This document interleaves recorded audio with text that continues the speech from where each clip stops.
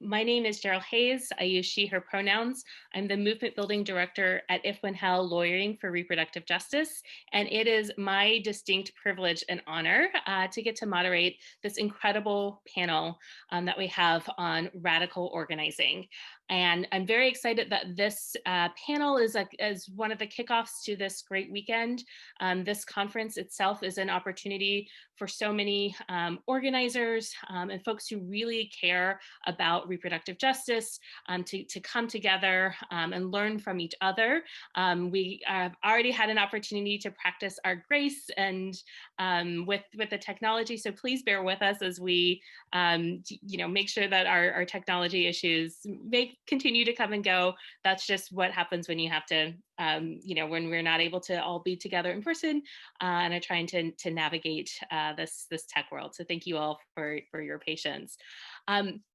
So for this panel, we have got a great selection of panelists who are going to share with you their experience, their expertise, more about what they are doing on the ground in the service of so many social justice issues that we care about.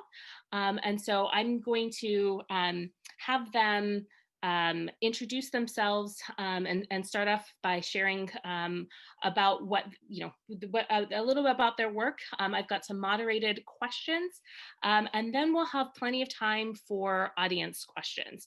And so for the audience, what we would need you to do is to use the Q&A function that you see on your screen there. If you have questions for our panelists, please feel free to chat those in. And if you have a specific question for a specific panelist, make sure to note who you're asking the question to, or if it's for any of our panelists. And before I turn it over to our panelists to introduce themselves, we did have another panelist who was unfortunately had a conflict with the time, but did record a video for us. So I'm going to, at the risk of tempting the technology gods, I am going to share my screen so that we can see their video, excuse me. So hopefully this works. Hi, my name is Kirsten Beatty. Most people call me Kai. My pronouns are they, them, theirs. I've been working with ICA for a while now, and I've done a lot of different things while I've been. There's those tech issues again. Let's try this again. Hi, my name is Kirsten Beatty. Most people call me Kai. My pronouns are they, them, theirs. I've been working with ICA for a while now, and I've done a lot of different things while I've been there. I was a youth facilitator, and I facilitated workshops at high schools and middle schools and after school programs and like any place that calls us really about sexual health and youth rights and what is consent, how does it work, how do we build healthy relationships with the people around us, as well as having healthy relationships with the media and like what that's telling us about ourselves and like what messages are we willing to take and what do we need to throw out. I've also worked with FYI, which is a theater company that's sort of an offshoot of ICA, and they do a lot of like the same stuff but with plays and like teaching workshops where young people can practice interrupting violence, or they can practice advocating for themselves, and they can watch us as the actors model that and see what it could be like if you're helping a friend out of a intimate partner violence situation or whatever the case may be.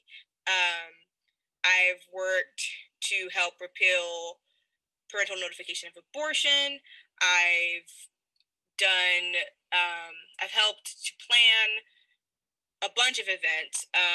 My favorites being the Know Your Rights conference. We had a bunch of young people come together.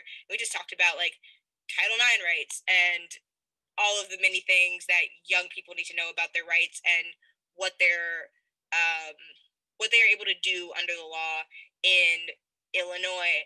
And the Trust Youth event, which was an intergenerational event, where young people got to bring their older people with them and talk about why older people need to be trusting young people more with their bodies.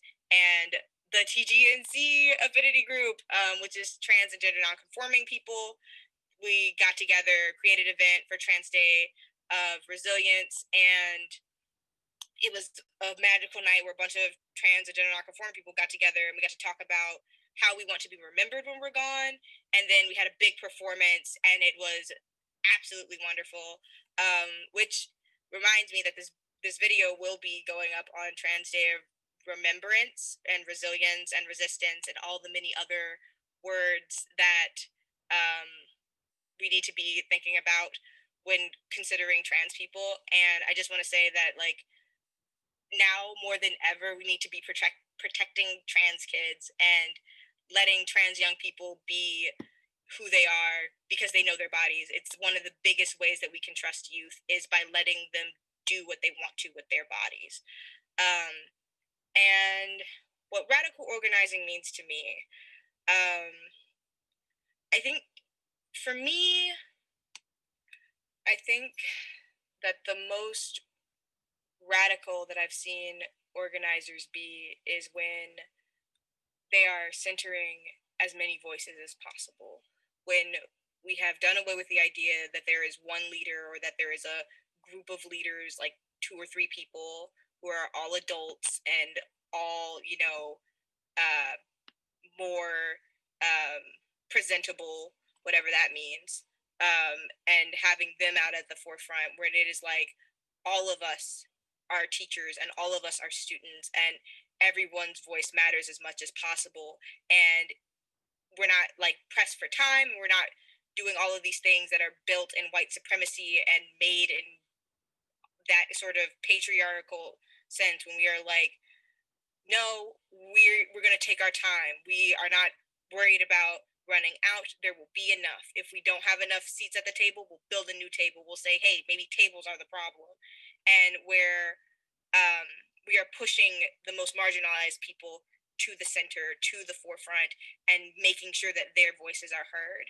A metaphor that I like to use for what I find to be the best way to organize, or like the most radical way to organize, is imagining that there's a hole in the ground and everybody's standing around the hole in the ground, and the hole in the ground has a chute to our happiness and to our joy and to us getting our needs met and all of these things.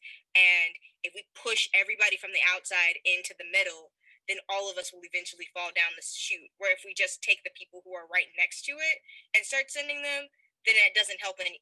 That only helps the people that are close to the chute. But if we push from all the way from the outside, then everybody will eventually fall in.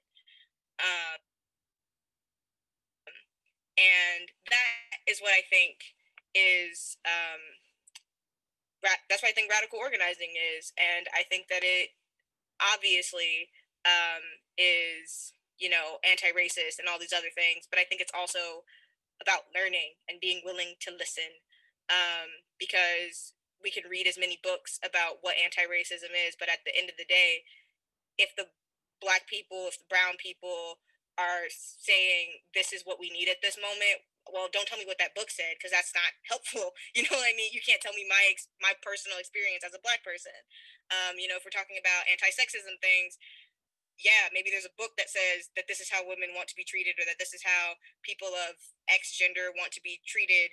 But if the person standing in front of you says, I need this, then the book doesn't matter. And being able to understand that people are experts on what they need, and it doesn't matter what mistakes they've made. It doesn't matter that, they are flawed. We are all flawed, and we can always be restored. That we don't have to subscribe to this idea of punishment, but we can restore each other in love. And that, to me, any space that has love and like radical love, that is a radical space, and we're about to do big things.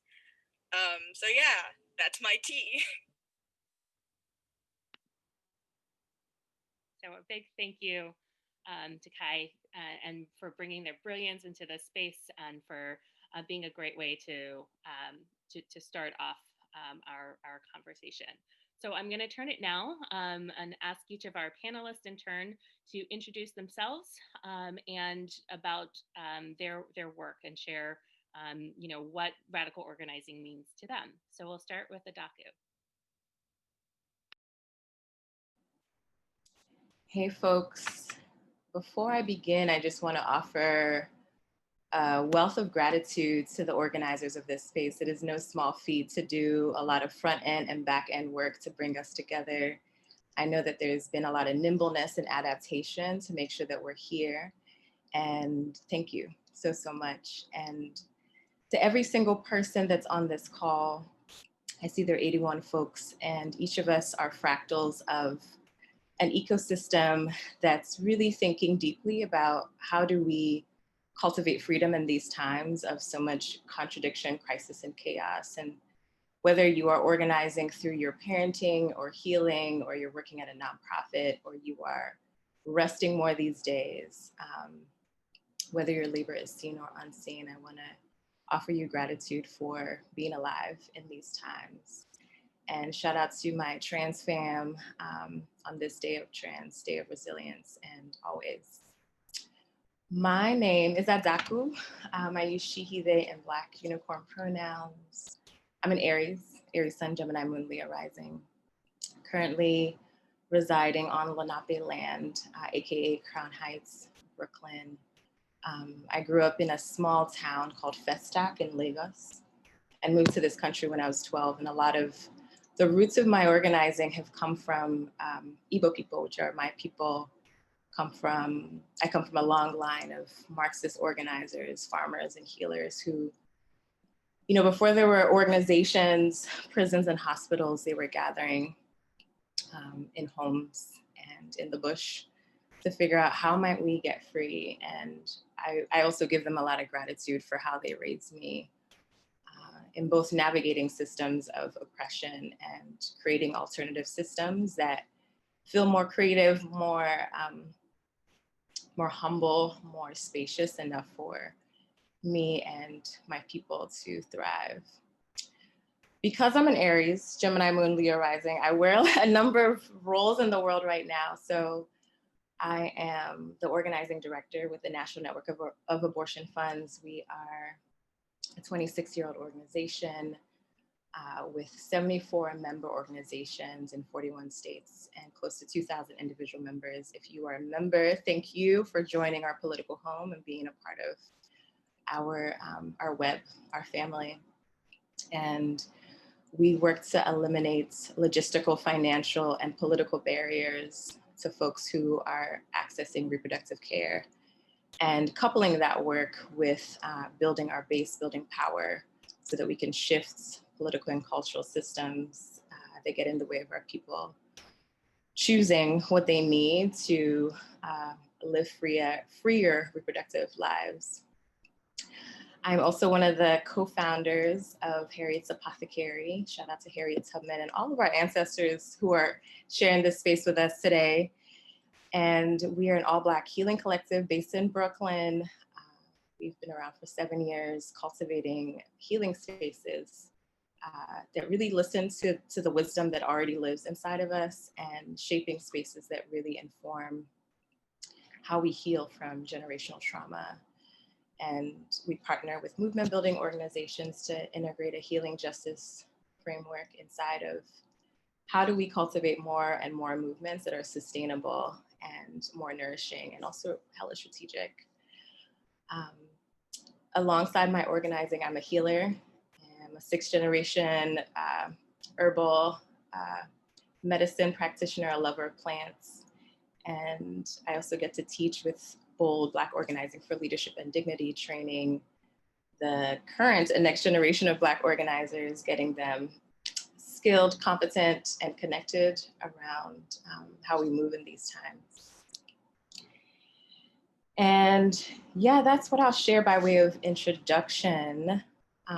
In terms of what organizing means for me, I wanted to offer this definition that we hold at the National Network of Abortion Funds. And I want to say explicitly, for us, we are a 26-year-old organization, and up until 4 years ago, we had primarily been focusing on direct service, which is so crucial and important inside of this larger, when we think of this ecosystem of what do our people need to face violence and create cultures and systems of care and hope and freedom. Direct service is like one piece of that. And we also know that focusing on that alone would not get our people free, and that we needed to be bolder in our stance around collective power. And 4 years ago, started moving and shifting our collective practice towards more organizing, claiming that more boldly and integrating that strategy throughout every facet of our work and our network. And the definition, or the evolving definition that we use in our work, is organizing is strategically engaging a wide supportive base that can be called to action on political, cultural, and social campaigns alongside targeted and continuous leadership development for a shift in power towards the goals and outcomes of a collectively developed long-term strategy in which the base feels ownership and belonging.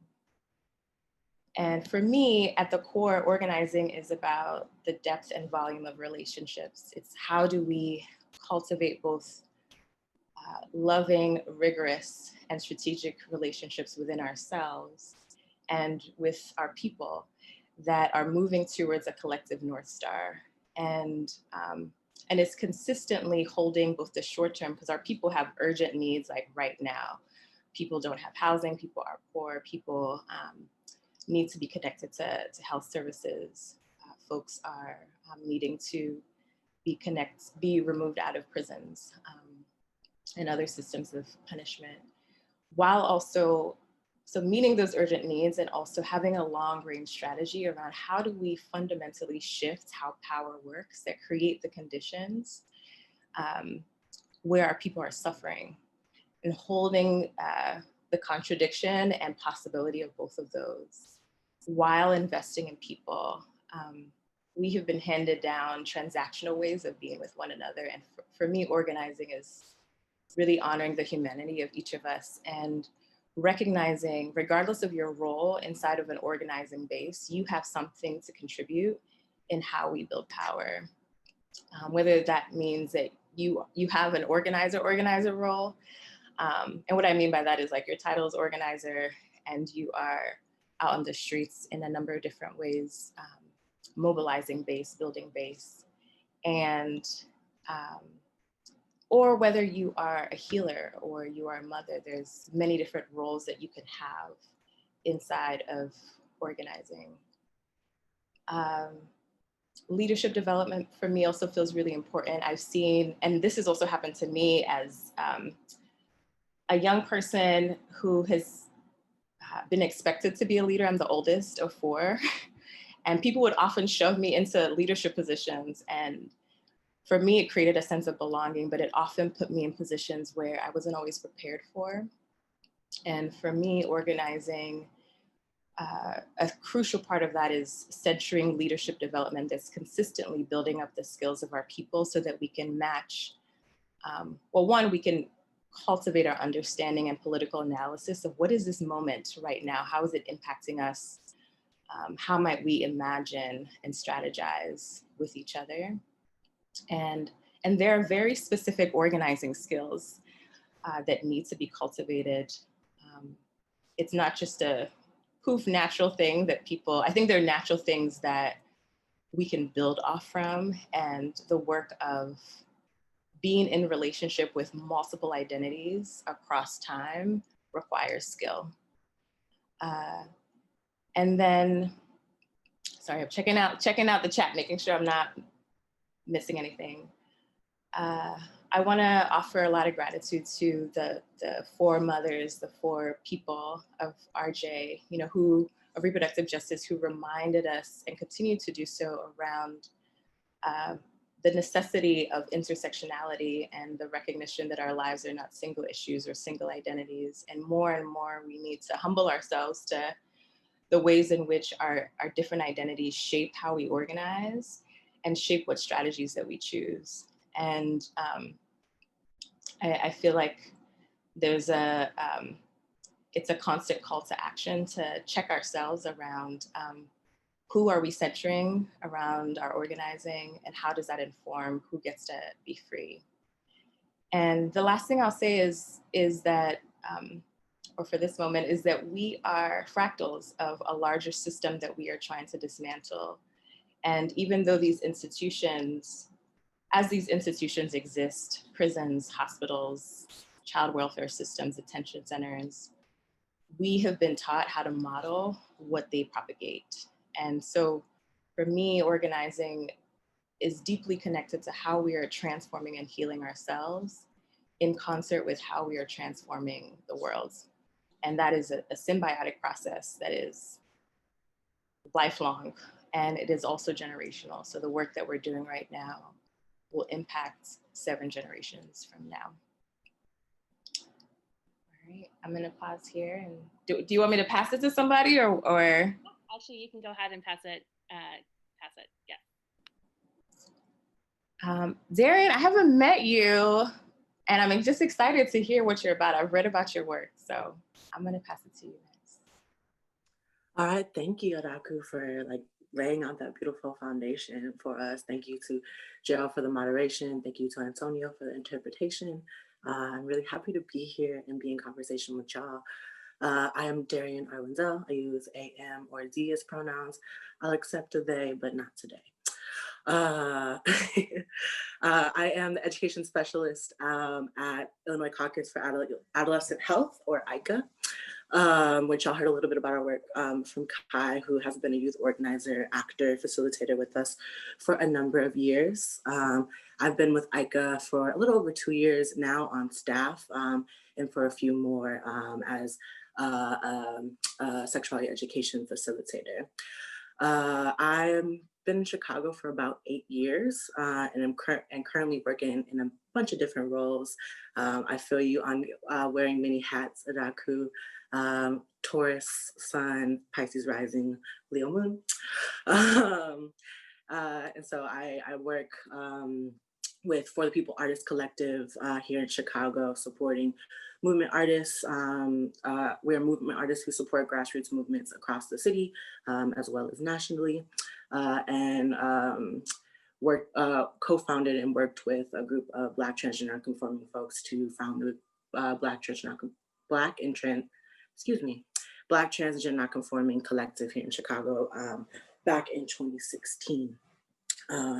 So I really am thinking about the folks on the margins of the margins when I think about radical organizing and what it looks like to not just bring folks on the margins to the center, but to reshift our gaze and the strategies that we're willing to use, and the power and shifting power and resources out towards the margins, rather than thinking about a centralized strategy that requires everybody to show up in the same ways, in the same lanes, by the same means, because that's just incredibly inaccessible, and doesn't allow for us to think creatively through the myriad ways we are disenfranchised, and the ways that power is leveraged against us to keep us from being able to come together. ICA is a pretty old organization. We've been around for 43 years now, and moved towards a reproductive justice framework in the early 2000s. And that move was in recognition of those formative for people who saw that thinking about reproductive rights and access was not sufficient to meet the needs of our community when it comes to reproductive justice, that if we're not thinking holistically about our relationships, our access to land, our access to space, our access to have agency in creating the family systems, care systems that we need to survive, that we're really not making the strides that are necessary to have whole families in this world. ICA has been making some big shifts in the last couple of years, specifically thinking about what does it mean for cultural organizing to be seen as a legitimate and critical practice in moving us towards liberation and towards freedom. Not seeing it as trivial or secondhand or an addition on top of strategies like policy and legislative moves, but actually looking at culture as the front lines of seeing change, change making happen in our communities, and a place where we as Black, Indigenous folks of color are so skillful, so imaginative, so like right to take the propaganda and the messaging and the images that we have been inundated with to legitimize our oppression and say, no, no, no, no, no, no, no. See, what you're showing us here is actually not an accurate reflection of our livelihood, the complexity that we're facing, the issues that we're navigating. Here's a culture shift. Here's an art piece. Here's a play that actually makes real and visible the barriers, the creativity, the ingenuity, the real resilience that we're activating on a daily basis to survive.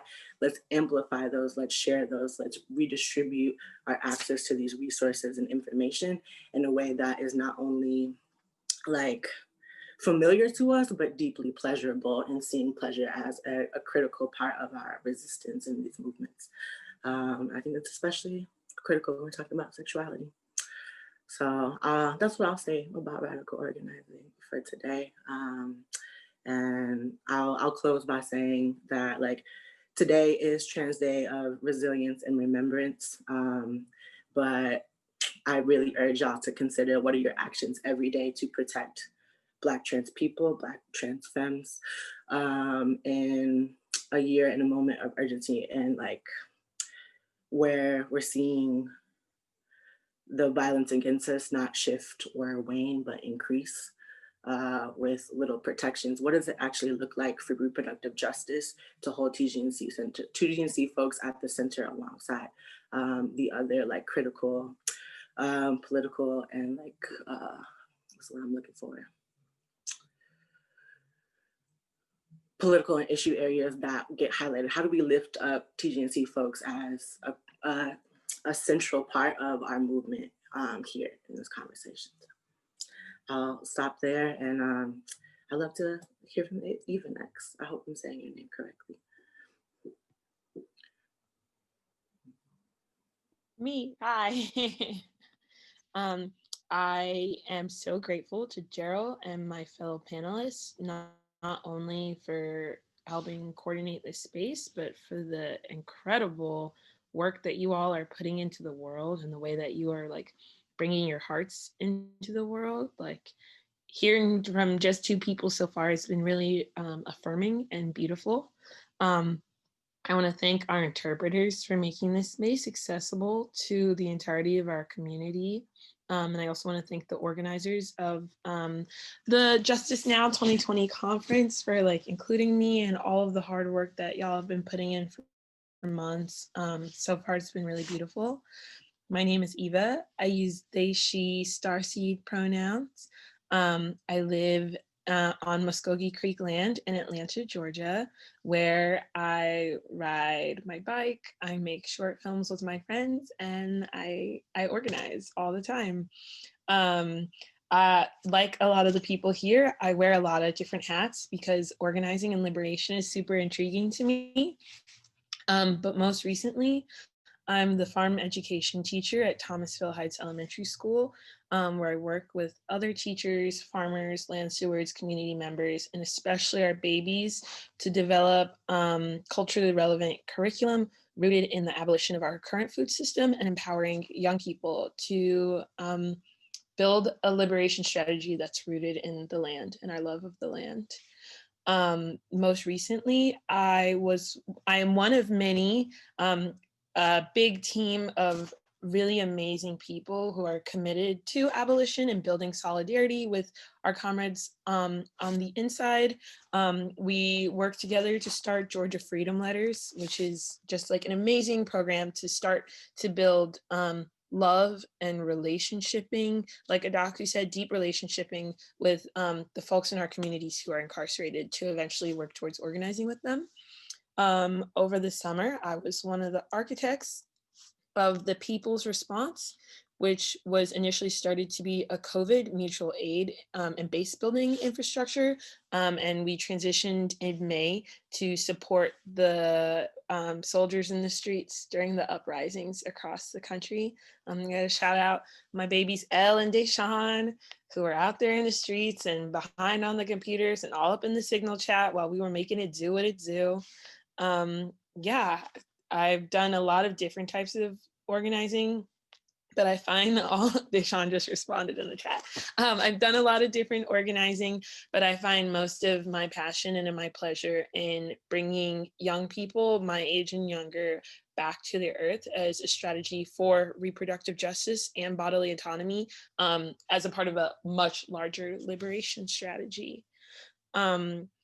Radical organizing for me, I'm excited to share that in all the time that I've been organizing, that definition continues to change and evolve as I build deeper relationships with myself, with my community, with my ancestors, and with what my vision of liberation is. Today, I feel really grounded in settling on that radical organizing is understanding that we're not just organizing towards liberation, but rather we're understanding a new way to organize our lives, which is to say that radical organizing is every day, baby. Like the moment you wake up, it's an intention to reimagine the possibilities of the world and to reimagine the path that's set before you, and then to intentionally do all the things that my fellow panelists have named. Center the most marginalized folks, uplift the stories that are lost to us because of white supremacy, start to move towards a right relationship with our bodies, and by our bodies, the land.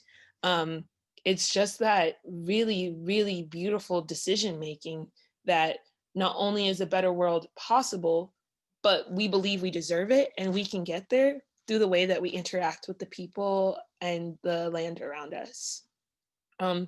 I'll be really brief, but I also would love to close by uplifting. I love that today is not only known as Trans Day of Remembrance, but also Trans Day of Resilience.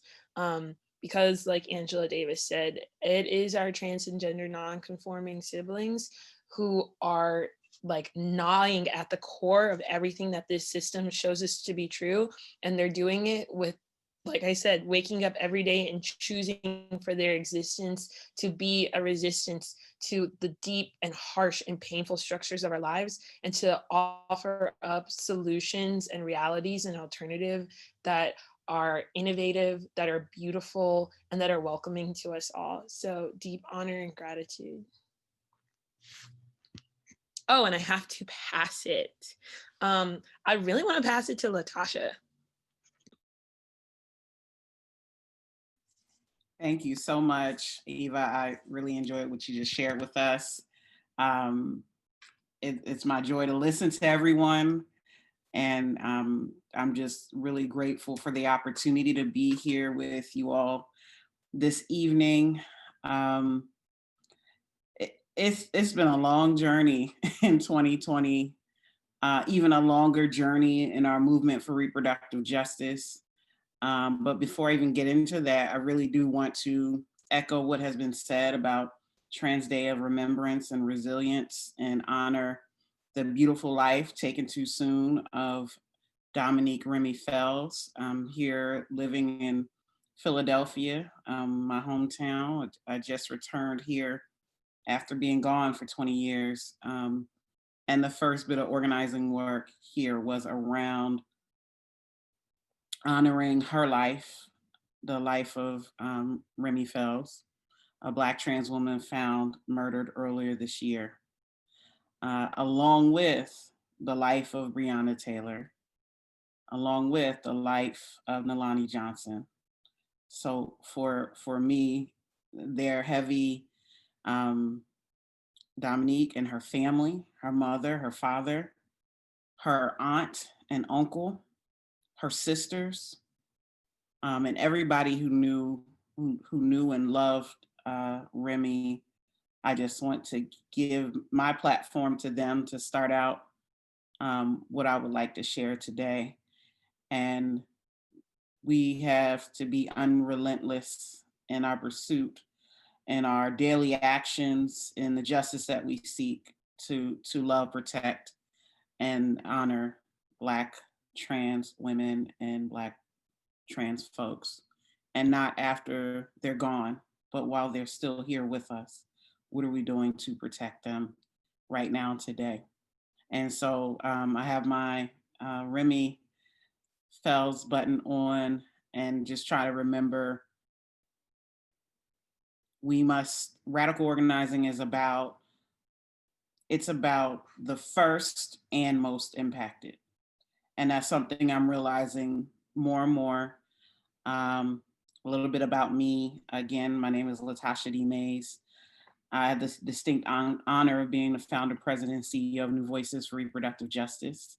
We are a multi-state human rights organization founded in Pittsburgh, Pennsylvania. For anybody on here from Pittsburgh or anybody with a connection to the Rust Belt, our work began in Pittsburgh almost 17 years ago now. I can't even believe that. 17 years ago, as we grew up with the reproductive justice movement.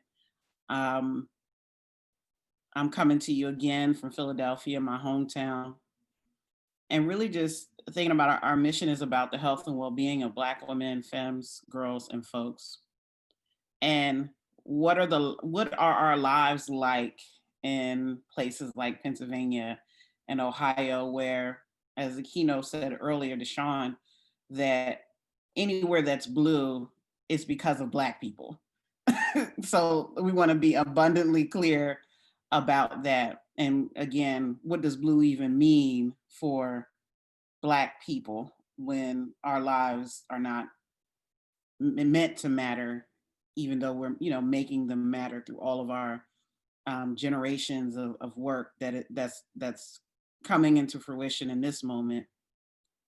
So New Voices, we organize locally in 3 cities, 3 communities, Pittsburgh, Philadelphia, and Cleveland. So our work extends across both Pennsylvania and Ohio. We are statewide federal policy advocates, and we're leaders in this movement for reproductive justice. I always say that reproductive justice was the movement that found me and the movement that saved my life. I remember being so done with white women and white people, really just avoiding the ways in which white supremacy and patriarchy show up for Black people and the lives of Black people. And I was done until I found this movement. I was no longer interested in anything about reproductive rights, but literally changed my whole life, whole trajectory of my life. And it's just been an incredible, unbelievable, wild journey. And when I say wild, I mean good, bad, and the ugly. It's been real wild, y'all, all these years. But some of our work is about community organizing. It's about leadership development. It's about policy advocacy and culture change. And what I've learned over these years is you must remain true to your vision, no matter what. Even when people ask you, why are you doing this in this location? Nobody's going to support that. We make them support it. We move people. We move their hearts. We move their minds. We move the way they think about what's possible. But staying true to your vision is the most revolutionary thing that you can do, because everyone will tell you that what you can see, even though other people can't see, is wrong or not possible. But the work of New Voices, we began with this quote of Nannie Helen Burroughs, a very well-known and respected Black woman leader of her day in the early 1900s. She said, "We specialize in the wholly impossible." And so we have really taken that to heart when people say what's possible and what's not. And right now, in this moment, we're imagining with our radical organizing, what is possible? What can we see farthest out into the distance? And can we see ourselves in the future? Because the work we do now is building towards that.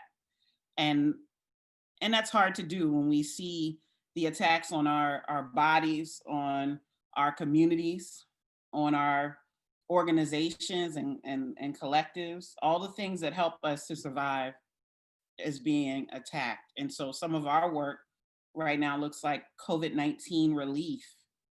I never in a million years thought that this is what our work would grow into, but we have received it and are making sure that our communities have what they need. You know, it came down, this election came down to Pennsylvania and Philadelphia, and a big part of our work is our Voice Your Vote project, which is an integrated voter engagement effort where we've outreached over 800,000 times in Pennsylvania and Ohio to Black voters of all genders to vote, but not just only to vote, but to then become leaders in their own communities, becoming decision makers around the issues and concerns that impact them most. And so to that end, we have to look at like, what do our people who we serve, who we love, who we organize, what do we want? What do we need in this moment? And really be led by that is a hard thing to do when you have funders who are like, oh, but we want you to do it this way, or we want you to do it in this timeline. And to be able to push back and resist and say, actually, that is unacceptable. In the words of Luz Rodriguez, one of the founders of Sister Song, she taught us to say that this is unacceptable. And so that when we say that, when we resist, when we push back, we actually can meet the needs of those we serve when they need it, how they need it, not how we're expected to give it. And so we were able to organize our largest action in all these years after the killing of George Floyd, after the killing of Breonna Taylor, the killing of Dominique Remy Fells. We were able to organize our largest action in Philadelphia back in June with the Say Her Name March for Justice. And that work is continuing. And also looking at what is happening with Black women, femmes, girls, and folks in Cleveland, and was able to organize the Defend Black Women campaign there, where you might encounter police 10 different times if you're living in Cleveland. I mean, we're fighting for comprehensive sex education in Pennsylvania. We're fighting to end environmental racism.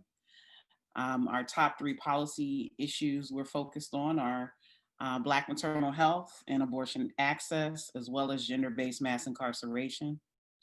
And I just think that anytime we talk about radical, what it means to be radical normally means someone is simply petitioning, demanding, or protecting their human rights.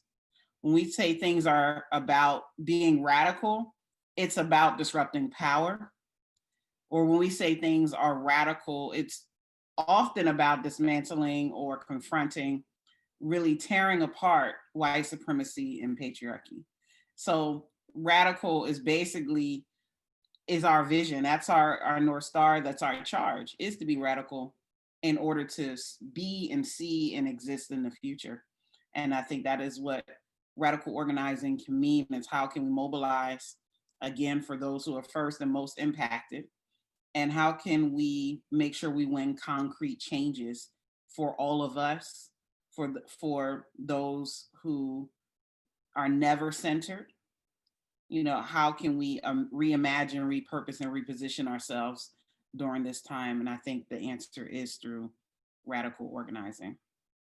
Last thing I'll say is this idea of bread and roses. We have to meet concrete needs in order to organize for justice. We can't shy away from that. We have to intersect our social justice work with social service, because they are inextricable. There's this false dichotomy, false binary between those two things. But where we can meet the needs of those we want to organize, that's where we have to engage our folks. And thank you all so much for this opportunity to speak tonight.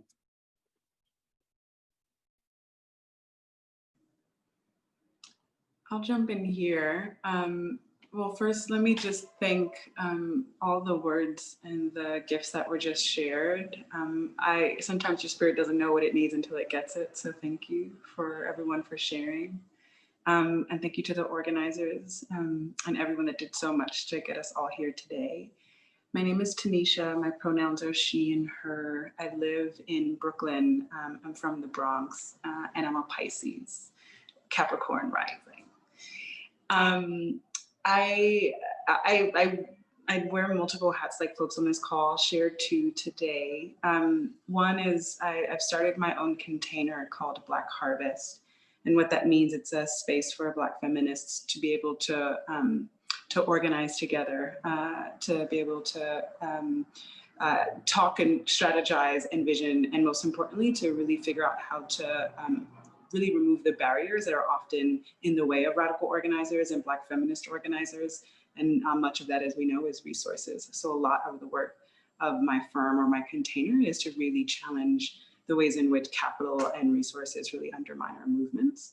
And I can share more about that soon. And then the second is I, more immediately right after the murder of George Floyd and Breonna Taylor and all those around the uprisings, was I became the resource strategist with the Movement for Black Lives. And so part of my work there is to advise and support and make sure that the resources that come into the movement and the donors that are in partnership don't undermine or compromise the mandate or the values.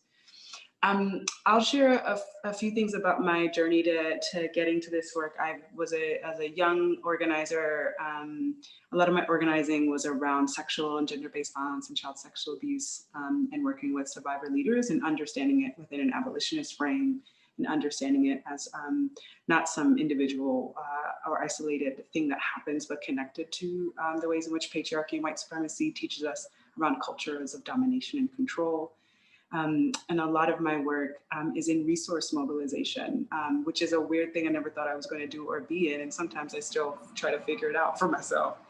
But going back to the point around Black Harvest, and as an organizer, just feeling that the most painful or one of the most painful parts of the organizing work, not just for myself, but for the folks I loved and have been organizing with, is the ability to be able to move resources to our people. Felt like a dehumanizing experience too often from donors, from different fundraising activities, and wanted to figure out how to not just remove that barrier, but how do we, in a political economy that creates a relationship with money that's so toxic and painful and so grounded in shame. And while the ultimate work is to uproot that political economy, to really uproot capitalism because it doesn't work for our lives, what do we do as we work towards that vision and goal in a system where resources are too often required to do work? And so how do we organize and think about how to redistribute resources, how to liberate some money, and how to get donors to understand that their work and the way in which they show up in partnership for freedom work is to get out the way and to figure out how to organize themselves and their peers. And so that's much of my work too, is on that side. I'll share a bit about the radical organizing. When you have genius on a call, you could just say ditto. So I'll say ditto to everybody else said. But I'm going to put an underscore around what folks named. The piece that a doctor named around wellness, it is what saved my spirit in my life, is to understand that if I want my people to be free and I want all for my folks to be free, I have to really want it for myself too. I'm really thinking about what healing and wellness meant for my life and meant for the life of everyone that I loved. Just honoring what folks named around, if we want our people to be free, we mean all of our people, and start first with those that often are harmed and are harmed first. And I think the last I'll just share is around a community of accountability. I've been checked, challenged with love, and so. And I didn't. Oftentimes, I think we live in a culture that tells us we have to run away from the things that make us feel uncomfortable, that make us feel checked or challenged or called accountability. And I think radical organizing honors that accountability is one of the deepest forms of love. It's the deep belief that we can and always be and show up better for ourselves and for our people. And so, radical organizing for me very much means love and accountability, and not going at it alone. And I'll stop there.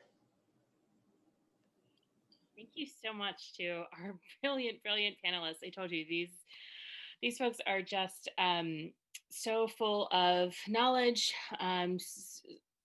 authenticity, and just seeing the way that y'all have approached your work in ways that are rooted in values and rooted in justice is so inspiring. So I know we are coming up to time for this session. I do want to note the panelists' bios are in the app, so please make sure you check those out. Check out their organization, support their organizations, send resources to their organizations. One of the things that we know for organizing is it's not as in that we don't have enough resources, and we need to make sure that as much as we can get funders to redirect resources to work that's happening on the ground, to getting organizations that do have more resources to be able to shift those and work in partnership with the folks who are doing the work on the ground, so that we can pour in to the people who are closest to the communities that we are seeking to serve, to really expand who is able to do this work, and to expand it in a way that people also have the resources that they need to rest, so that they are not running themselves into the ground because there's not there's not enough resources, there's not enough to hire enough people that are needed for the work that needs to be done. So I really want to thank this, like I said, this is such a brilliant panel. I have absorbed so much from you all. And I encourage folks to, connect with each other throughout the conference. Also want to echo the thanks to the conference organizers for creating this space for us, for having to pivot from doing an in-person conference to being, virtual, and dealing with all of the additional tech issues that come from that. To the interpreters, thank you so much for your service and for being able to make this space accessible. So thank you all, and enjoy the rest of the conference. We look forward to connecting with you all throughout the weekend. Take care.